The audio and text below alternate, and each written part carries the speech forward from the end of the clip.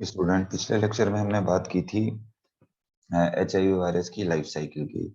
और इस लेक्चर में हम बात करेंगे ट्रांसमिशन ऑफ एड्स, यानी जो एड्स का वायरस है HIV कैसे एक पर्सन से दूसरे पर्सन में जो है वो ट्रांसफर होता है। तो लेकिन सबसे पहले तो ये देख लेते हैं वो कौन से बॉडी फ्लूइड हैं through which HIV virus can be transmitted, यानी हमारे वो कौन से बॉडी फ्लूइड्स हैं जिनमें HIV का वायरस मौजूद होता है। यानी वो बॉडी फ्लूइड जो क्या हो सकते हैं, जो इन्फेक्शियस हो सकते हैं। तो इन्फेक्शियस बॉडी फ्लूइड हमारे कौन कौन से हैं जिनमें HIV का वायरस मौजूद हो सकता है। तो इसमें एक तो आ जाता है आपका ब्लड। ब्लड में HIV का वायरस हो सकता है, सीमेन में भी हो सकता है। सीमेन आपको पता है मेल के सेक्सुअल फ्लूइड को कह रहे हैं। ये फीमेल के जो वेजाइनल फ्लूइड होता है इसमें भी HIV का वायरस मौजूद होता है। इसके अलावा जो है वो एनल फ्लूइड में भी HIV का वायरस मौजूद होता है। और ब्रेस्ट मिल्क में भी जो है वो ह्यूमन का जो ब्रेस्ट मिल्क होता है, ब्रेस्ट मिल्क में भी HIV का वायरस मौजूद हो सकता है। तो ये तमाम बॉडी फ्लूइड्स हैं जिनमें HIV का वायरस होता है और आगे पर्सन में इन फ्लूइड्स के जरिए ट्रांसफर हो सकता है। अच्छा, कुछ हमारे बॉडी फ्लूइड ऐसे होते हैं जो नॉन इन्फेक्शियस बॉडी फ्लूइड हैं। नॉन इन्फेक्शियस मतलब उनमें जो है वो HIV का वायरस मौजूद नहीं होता। ये नॉन इन्फेक्शियस सिर्फ किस चीज के लिए होंगे, ये बात जो मैं कर रहा हूँ वो HIV के वायरस के लिए कर रहा हूँ, नॉन इन्फेक्शियस। और ये जो मैं इन्फेक्शियस बात कर रहा हूँ ये HIV के वायरस के लिए। अब देखिए हमारे जो नॉन इन्फेक्शियस बॉडी फ्लूइड है उसमें सलाइवा है। जो सलाइवा होता है हमारा, उसकी कुछ कंपोजिशन इस तरह की होती है, उसमें कुछ एंटीबॉडीज ऐसी होती हैं कि HIV का वायरस वहां पर उस तरह से सर्वाइव नहीं कर पाता जैसे ब्लड, सीमन और वेजाइनल फ्लूइड वगैरह में सब सर्वाइव कर पाता है। इसके अलावा आपकी यूरिन के अंदर भी HIV का वायरस नहीं होता, ये भी नॉन इन्फेक्शियस जो है वो बॉडी फ्लूइड है, इसके जरिए HIV का वायरस ट्रांसफर नहीं हो सकता। और फीसिस जो हैं इनके जरिए भी HIV का वायरस ट्रांसफर नहीं हो सकता। अच्छा, इसके बाद हम देख लेते हैं HIV वायरस का रूट ऑफ ट्रांसमिशन, यानी किस तरीके से जो है वो एक पर्सन से दूसरे पर्सन में ये ट्रांसफर होते हैं। तो इसको हम कहते हैं रूट ऑफ ट्रांसमिशन।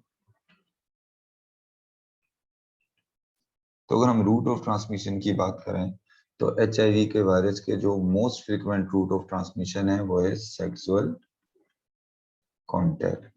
थ्री जो है वो रूट ऑफ ट्रांसमिशन है किसके, HIV वायरस के। एक तो सेक्सुअल कॉन्टैक्ट हो गया, दूसरा जो हो गया वो हो जाता है किसके जरिए, थ्रू ब्लड।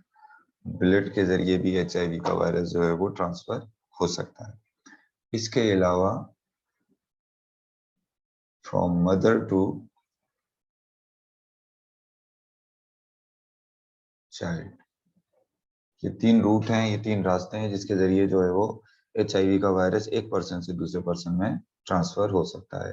तो सबसे पहले अगर हम बात करें सेक्सुअल कॉन्टैक्ट की, तो से फॉर एग्जांपल अगर एक मेल जो है वो इन्फेक्टेड है, इन्फेक्टेड का मतलब अगर उसको HIV है, ये मेल है, अगर इसको HIV है तो ये क्या कर सकता है, ये एक हेल्दी फीमेल में जो है वो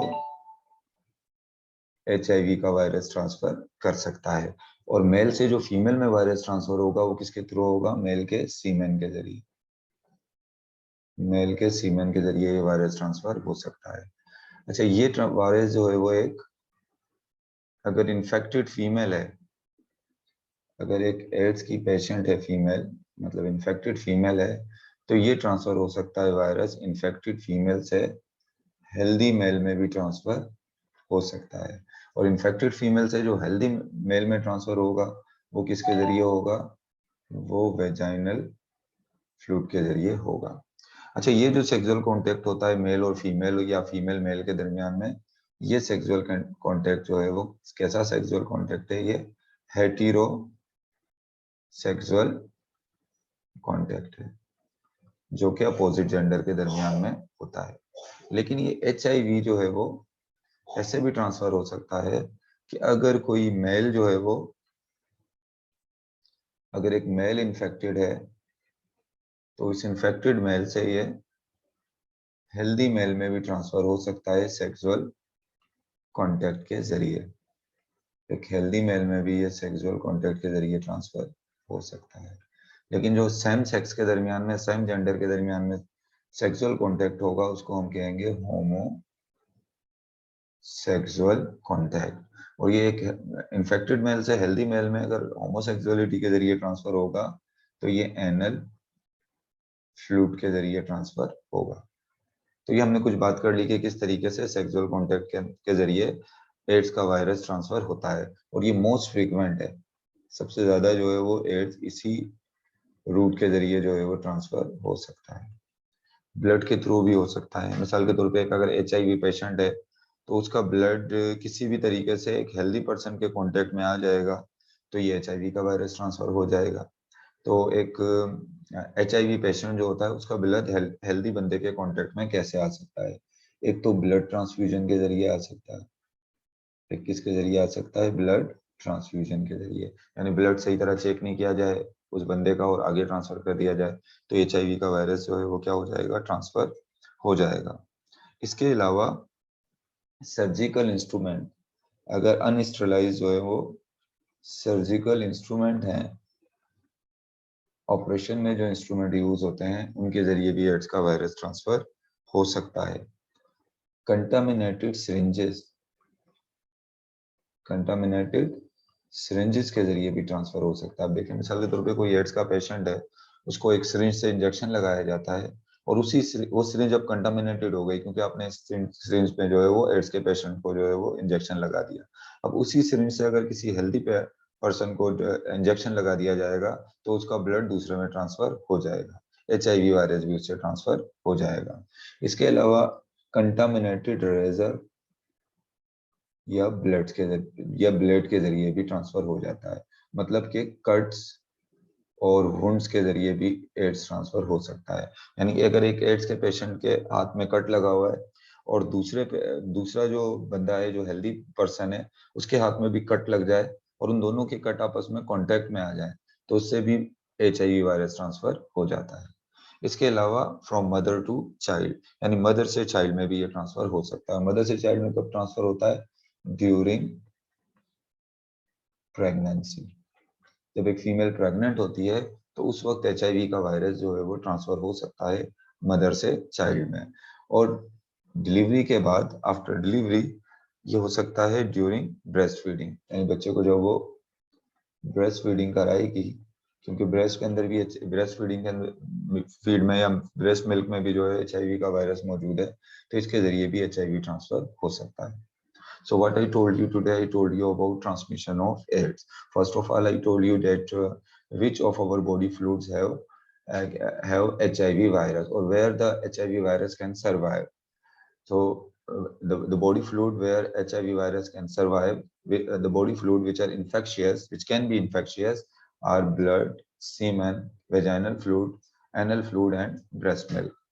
And those body fluids which are not infectious means through which HIV virus cannot transfer from one person to another person, and where the HIV virus cannot survive properly. These are saliva, urine, and feces. Feces is not in actual sense is a body fluid, but I just want to tell you that in feces HIV virus cannot survive. After that, I told you three routes by which HIV virus can transfer from one person to another person. What are these three routes? These three routes are sexual contact, blood, and from mother to child.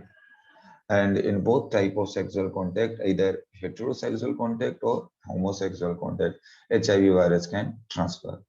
After that, I told you through blood, through infectious blood. If a person has HIV virus or a patient of HIV can transfer HIV virus to a healthy person through his or her blood. And a HIV patient blood can transfer from one person to another person by blood transfusion, by surgical instrument, or through contaminated syringes, or through razor, blood, cuts, and wounds. And HIV virus can also transfer from mother to child during pregnancy and by breastfeeding.